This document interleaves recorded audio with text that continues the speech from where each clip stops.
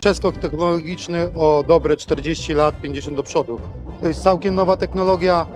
myślę, że jedna z najnowocześniejszych na świecie, także 이곳은 한국이 아닌 폴란드입니다. 이 한국산 무기는 50년 정도 앞서 있습니다. 폴란드 군대의 날 8월 15일에 열릴 퍼레이드를 앞두고 현재 바르샤바 현지에서는 한국에서 도입한 군사 무기들의 사전 점검이 한창 진행 중입니다. 지난 11일부터 2,500명 이상의 군인과 220대의 장비들이 리허설을 진행 중에 있는데요. 특히 눈에 띄는 장면은 한국에서 도입한 K2 블랙팬서 전차, K9 자주포, 호마르 K와 같은 최신식 장비들이 대거 도입되어 퍼레이드의 중요한 역할을 맡고 있다는 것입니다. 2022년 한국과의 방산 계약을 체결한 폴란드는 단 2년 만에 46대의 전차와 68문의 자주포, 30대의 호마르 K를 보유하게 되어 유럽 최정상 화력을 갖게 된 국가가 되었습니다. 폴란드 매체 테크WP에 따르면 지난 8일 기사에서 폴란드는 자국의 자랑인 기갑 장비를 보여줄 것이다 라는 제목을 통해 폴란드는 유례없이 빠른 속도로 무장하고 있는데 특히 그 가운데 현대 전장에서 가장 중요한 자산으로 꼽히는 기갑 장비의 무장을 성공적으로 해내고 있다면서 한국에서 도입한 K2 블랙팬서, K9 썬더, 호마르 K는 현존 최신식의 기갑 체계로 폴란드 군사력의 핵심 장비가 되었다라고 했습니다.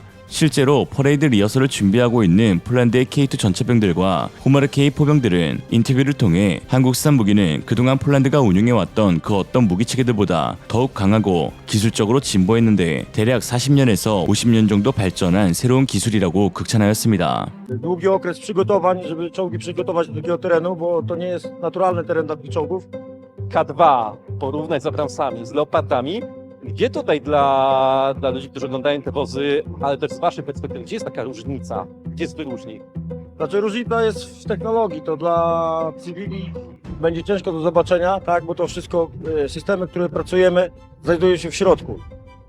To cywil tego nie zobaczy z zewnątrz. Też tutaj jest ważna, cała trójka pracuje, żeby to faktycznie zadziałało w trakcie przejazdu? Oczywiście jesteśmy załogą, mamy zamienność funkcji, to że jestem dowódcą, ale także jestem też kierowcą i działonowym. Tak samo działonowy może być i dowódcą, i kierowcą. Okej. To w przypadku czołgów właściwie chyba tak wygląda, że zaczyna się od kierowcy, I- Dokładnie. poszczególne oczka. Dokładnie. Aczkolwiek nie musi być tak do końca. Tak? Zdarza się tak, że dowódcy przychodzą prosto po szkołach z 2-3-letnim doświadczeniem i wchodzą już na dowódcę. A czy taki dowódca wtedy też musi się uczyć jakby roli kierowcy? Znaczy musi, tak. To na tych czołgach akurat K2 jest system zamienności funkcji. Czyli każdy musi przejść każde działo, tak? Kilka słów o wozie. Jakieś spostrzeżenia typowo użytkowe, zalety samej maszyny. No, bardzo dynamiczna jazda. To na pewno w porównaniu do Zauważyliśmy. wcześniejszych wozów. Współpraca, tak? Bo w czołgu K2, z tego co wiem, jest 3 załogantów, Tak. ponieważ macie automat ładowania w przeciwieństwie do czołgów Abrams czy Leopard, gdzie jest 4. Co to zmienia? Może w takim wypadku pod kątem samego użytkowania? Co do samego strzelania ja się nie wypowiem, bo jestem kierowcą. Ale jednak wrażenia jeszcze jako kierowca masz podczas strzelania, jednak daje to no, pewne odczucia, nawet siedząc na stanowisku kierowcy. Oczywiście. Bardzo. Tak, ale co jest właśnie teraz najważniejsze, jak powiedziałeś, że buja, to jest jedyna maszyna w Wojsku Polskim, która ma zawieszenie to hydropneumatyczne. Tak. Jak ono się sprawdza? Bardzo dobrze w naszym terenie, ponieważ można dostosować, ładnie pokonywać trasę, pokonywać leje.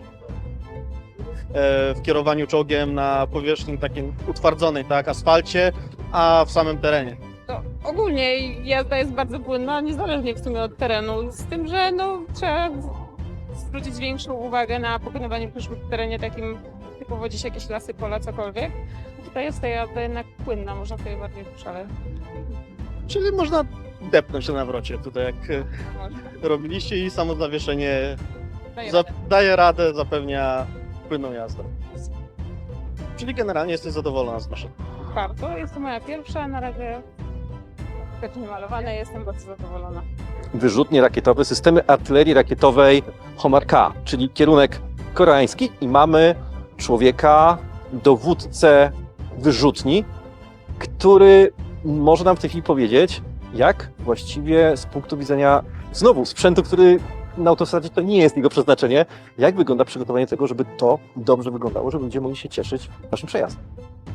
Wymaga to od nas ogromnej pracy, przede wszystkim dużo godzin treningu, ale nasi kierowcy są świetnie wyszkoleni, utrzymują stałą prędkość, także wykonują bardzo dobrze to zadanie. W przypadku Homara K, tego wozu, jak wygląda skład załogi, który jest w każdym wozie, w każdej wyrzutni?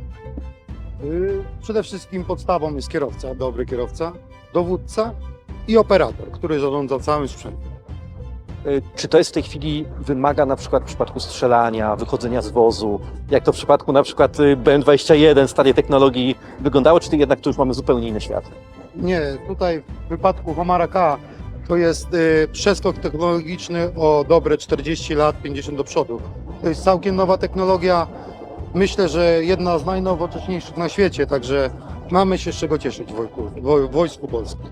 Jak długo wasze szkolenie trwało, żebyście mogli tych wyrzutni używać? Jest to długi proces, bardzo trzeba się do niego przygotować, ale już całe załogi mamy super wyszkolone, jest dobra atmosfera u nas, ludzie pracują na sprzęcie dużo i myślę, że jesteśmy w 100% gotowi do 폴란드군의 자랑이 되고 있는 한국산 무기들이 폴란드 실 운용자들에 의해 극찬을 받으면 받을수록 주변국들의 신식 무기 도입 사업에도 많은 영향을 끼치고 있는데요. 실제로 한국 방산업체들은 세계 타 업체와의 경쟁에서 유독 취약했던 부분인 인지도와 정치 로비의 한계를 성능을 기반으로 한 해외 실 운용자들에 의한 입소문으로 극복해내었습니다. K2 전차와 K9 자주포 모두 이러한 모습을 볼 수 있는데요. 지금이야 세계 자주포 시장의 70%를 장악하고 있는 K9이지만 첫 유럽 수출은 2016년 핀란드의 중고 K9 자주포 48문 수출 이후 현지 포병들의 높은 평가로 인해 이웃국인 노르웨이, 에스토니아, 폴란드, 루마니아까지 K9 자주포 수출 계약이 체결되었습니다. 또한 실제로 폴란드가 1000대의 대규모 K2 전차를 도입하기 전 노르웨이에서 진행된 레오파르트 2A7과의 현지 테스트에서 K2 전차가 압도적인 성능 우위를 선보였고 이것이 실제로 폴란드가 K2 전차를 선택했던 주된 이유 중 하나가 되었다고 폴란드의 플라체 군수청 대변인이 언급하기도 했습니다. 그리고 폴란드의 이러한 선택은 그 이웃국인 루마니아에게도 영향을 끼쳐 현재 루마니아 역시 300대에 달하는 K2 전차를 도입하려고 하고 있죠. 즉 처음에는 소위 이른빨에서 밀렸던 한국산 무기체계가 실제 운용국들 사이에서 극찬을 받으며 기존 나토 표준 무기체계들보다 더 우수하다는 것이 입소문나기 시작했다는 것인데요. 실제로 최근 폴란드 매체에 따르면 유럽의 또 다른 기갑 세력 루마니아가 폴란드의 예를 따른다라는 기사를 통해 폴란드의 대규모 한국산 무기 도입이 수많은 주변국에 영향을 끼친다라고 분석하였습니다. 내용은 다음과 같은데요. 폴란드가 K2 전차를 주문하며 몇 년 안에 최강의 기갑 강국이 될 것으로 보이는데 루마니아 역시 그 세력에 합류할 것으로 보입니다. 루마니아는 K2 전차를 도입하면서 동맹의 동쪽 측면에서 또 다른 중요한 나토 기갑 부대가 되고자 합니다. 최근 몇 주 동안 루마니아 전체병들은 한국의 K2 블랙팬서 전차를 시험해보았고 소식통에 따르면 테스트는 성공적이었으며 루마니아 군인들은 그 전차를 특히 좋아했습니다. 루마니아인들이 실제로 이 기계를 구매하기로 결정했다면 폴란드의 예를 따라 K2 전차와 M1 에이브람스의 혼합 운용을 고려할 것입니다. 산악지대가 많은 루마니아의 경우 K2가 그러한 지형에서의 전투를 위해 특별히 제작되었기 때문에 정당화될 수 있습니다. 라고 했죠. 이처럼 한국산 무기는 그야말로 시작은 미약했으나 끝은 장대에 져가고 있는데요. 처음에는 반신반의로 구매했던 무기체계라도 그 우수한 성능을 입증하며 한번 구매한 국가들 사이에서 수많은 추가 도입이 이루어지고 있다는 것도 매우 긍정적입니다. 앞으로 한국산 무기를 구매하려는 수많은 국가들 역시 이미 기존에 운용하고 있는 도입국들의 실태를 살펴볼 텐데 여기서 실 운용자들의 이러한 고평가는 그 어떤 로비보다 더욱 강력한 힘을 발휘하게 되죠. 그러나 한국산 무기와 달리 한번 구매 후 다시는 절대 구매하지 않겠다는 볼멘 소리가 나오는 국가의 무기들도 있습니다. 대표적으로 중국인데요. 여러 개발도상국 국가들은 싼 맛의 중국산 무기를 도입했다가 각종 결함으로 인해 골머리를 썩고 있는 상황입니다. 최근 방글라데시 매체 방글라 아우룩은 방글라데시 분노 폭발, 아이러니하게도 군 내부에서 폭발이라는 제목의 기사를 보도했습니다. 기사에 따르면 방글라데시 군은 중국이 공급한 군사장비에 결함이 있다며 방글라데시 정부에 항의했다라고 했는데요. 기체 자체의 기술적인 결함뿐만 아니라 수리조차 제대로 되고 있지 않다며 실 운용자들에 의해 쓰레기라는 평가를 받고 있다고 합니다. 사실은 쓰레기한테 미안할 정도죠. 이러한 소식이 나오자 중국과 각종 갈등을 겪고 있는 인도가 대대적으로 보도하면서 망신을 주고 있는 상황인데요. 인도 측 보도에 따르면 단순히 한두 국가의 한두 문제가 아니라는 것을 알 수 있는데 중국이 숨도 못 쉴 때까지 명치만 패는 인도 매체의 반응이 재밌습니다. Our cover story tonight is about China, the scam called China. Beijing is exporting defective military equipment to the world. It is draining the military budget of other countries and sending them substandard material in return. Chinese jets have structural issues. Chinese radars don't work. Chinese ships have faulty systems. But now the knives are out and China's faulty weapons have misfired. Beijing's exports have taken a massive hit. Let's just start off by looking at the countries that receive defective military products from China. Just how many are we looking at? And Nigeria is one of them. In the year 2009, China sent F-7 aircraft to Nigeria. Abuja realized the Chinese jets had technical problems. Many of these jets crashed or were lost in accidents. These were jets Nigeria paid $251 million for. In the year 2020, Nigeria sent back 7 Chinese jets for repair. In the year 2016, China struck a deal with Myanmar. Beijing was supposed to deliver 16 JF-17 jets. The first batch of 6 jets were delivered in 2018. Myanmar realized these jets were defective. The aircraft were supposed to help with interception, be capable of ground attack, except they could do neither. These jets had structural cracks. The aircraft did not even have an effective beyond visual range missile or airborne interception radar. And Myanmar's junta found itself paralyzed. The country, after all, had paid $25 million for each aircraft. In the year 2022, Myanmar was forced to ground the Chinese jets. Just tell me one thing.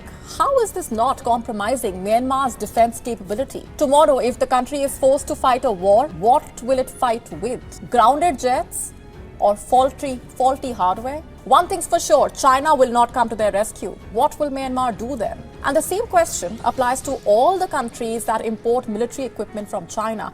You are spending millions and billions in procuring weapons that you think should be able to defend your country.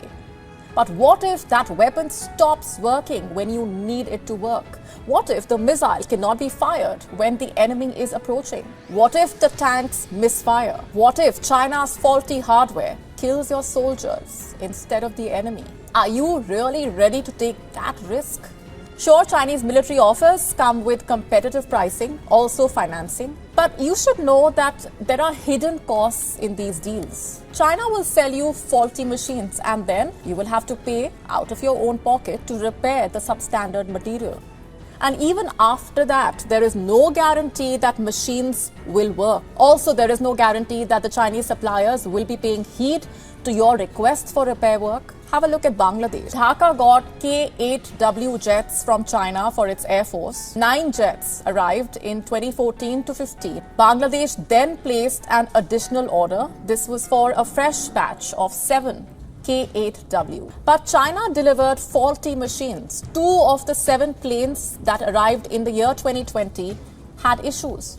And Bangladesh informed the Chinese National Aerotechnological Import and Export Corporation, but the Chinese response was rather vague.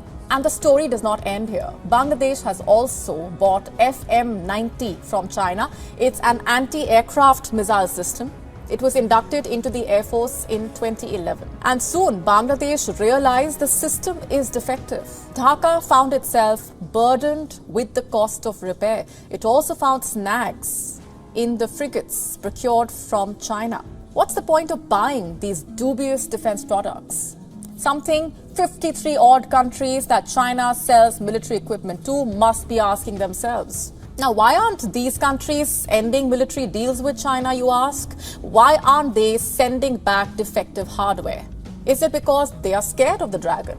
They should instead be scared of the insecurity that comes with doing business with the dragon. China is now the world's 4th largest defense exporter. It trails the United States, Russia, France. But the graph is now facing downwards. China's arms shipments have fallen. We are looking at a 7.8% decline between 2016 and 2020. This is compared to the preceding 5 years. Now here's a question. Has the great Chinese curse of huge exports and little quality boomeranged? And the answer is yes. The faulty weapon has misfired and hit Chinese exports. And you know what? It all comes down to what we keep saying in India. Made in China is equal to unreliable. Time and again, China proves us right. Chinese products don't work. Chinese policies don't generate results. Ask Italy for that matter. It is walking out of Chinese Belt and Road, or BRI. It's all a part of the great Chinese scam, one that's been ongoing for a while now. 독특한 것은 이러한 중국산 무기에 대한 불신의 소리가 모두 군 내부에서부터 시작되었다는 것인데요. 정부는 중국과의 관계를 고려해 성능은 무시하고 중국산 무기를 사들였고 결국 그 피해는 실제로 운용하고 있는 병사들이 고스란히 받고 있는 상황입니다. 전쟁이 나도 중국산 전차를 타고 전장에 나가는 일은 없을 것이란 방글라데시의 한 전차병의 발언까지 나올 정도이니 이건 마오쩌둥이 환생해서 사과하지 않는 이상 분이 풀리지 않을 것 같네요. 마오쩌둥이 사과하면 잘못했똥. 이런 상황은 한국산 무기가 받는 평가와 거의 180도 다른데요. 오히려 한국 K2 전차의 노르웨이 도입 사업이나 K9 데마크 수주 사업을 보면 군 내부에서 실 운용자들에 의해 모든 기체 중 가장 좋은 평가를 받았지만 독일과 이스라엘 등의 정치적 로비로 인해 수주에 실패하였고 그 뒤로 비리가 적발돼 국방부 장관이 사과하거나 교체되는 사태까지 벌어졌으니 말입니다. 중국산 무기를 사면 군 내부 폭발, 한국산 무기를 안 사면 군 내부 폭발. 50년을 앞서 나가게 만들어주는 한국산 무기인 반면 50년을 퇴보시켜버리는 중국산 무기의 차이점은 시간이 지날수록 더욱 극명해집니다. 자, 이제 누가 소고기지? 오늘의 한 줄 평. 소고기라 하기엔 땅은 넓고 대고기라 하기엔 속이 좁아. 그냥 중국이라 부르기로 했다. 이상으로 리얼리즘이었습니다. 여러분의 생각은 어떠신가요? 현명하고 지혜로운 여러분의 의견을 지금 댓글에 남겨주세요. 감사합니다.